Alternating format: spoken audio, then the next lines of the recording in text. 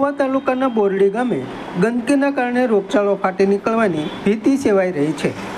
બોરડી ગામે અનેક વિસ્તારોમાં વરસાદના કારણે પાણીના ખાબોચિયા ભરાવાથી તથા ગંદકીના કારણે મચ્છરોનો ઉપદ્રવ વધી ગયો છે, જેના લીધે રોગચાળો ફાટી નીકળવાનો ડર રહેલો છે, જેથી તંત્ર યોગ્ય પગલાં ભરે તેવી લોક માંગ ઉઠી છે।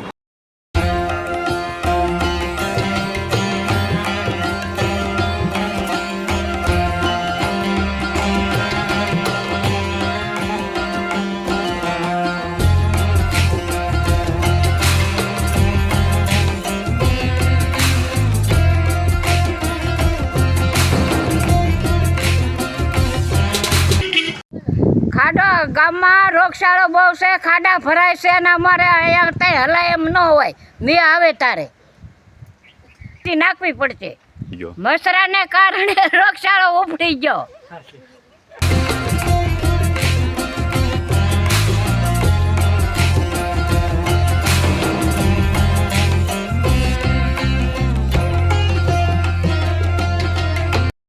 મારું નામ જનકભાઈ, ગામ બોરડી। હવે આપણે શેરીમાં ઉકળાનો પ્રશ્ન છે। દર વખતે છોકરાને બધા માંદા પડે છે, આ મચ્છર ને એવું થાય છે।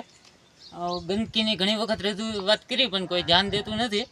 તો હવે કંઈક તંત્ર જાગે ને કંઈક સાફ સફાઈ થાય એવું કંઈક કરે તો સારું, કેમ કે બાળકો દર વખતે સ્કૂલે જતા હોય તો દર વખતે માંદા પડે ને પછી ઘેર રહે એટલે કાંઈ અભ્યાસમાં ધ્યાન દેવાતું નહીં ને કાંઈ થતું નહીં, એટલે હવે તંત્ર કંઈક ધ્યાન દે તો સારું। તો હવે કોઈ ધ્યાન નથી દેતું।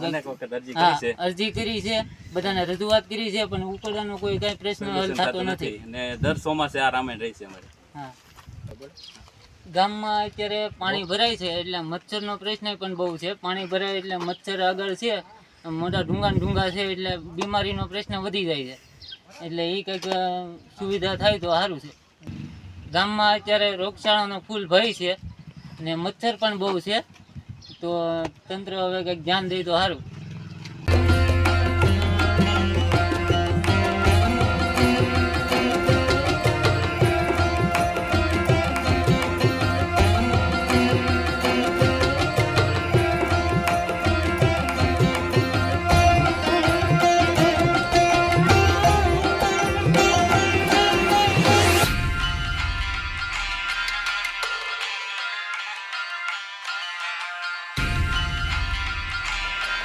હાલો, મારું નામ દિનેશભાઈ બામણિયા છે।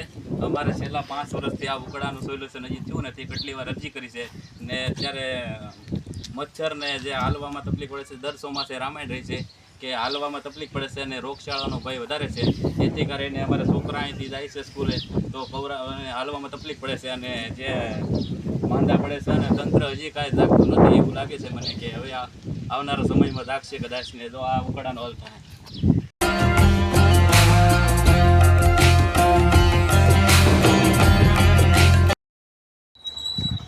ઝાડા ઉલટી ને કોલેરું થઈ જાય છે છોકરાઓને, એટલે અમારા કેસાને ગામમાં બોરડીમાં વધારે છે। અમારી શેરીમાં અમારી શેરી 2-3 પડે છે। સમાજ માટે, સત્ય માટે, સત્યપૂર્ણ સમાચાર પ્રસારણ આપના મોબાઈલ પર તરત જ લાઈક કરો, શેર કરો અને સબસ્ક્રાઈબ પણ કરો, અને હા, ઘંટડી વગાડવાનું ન ભૂલશો। આભાર।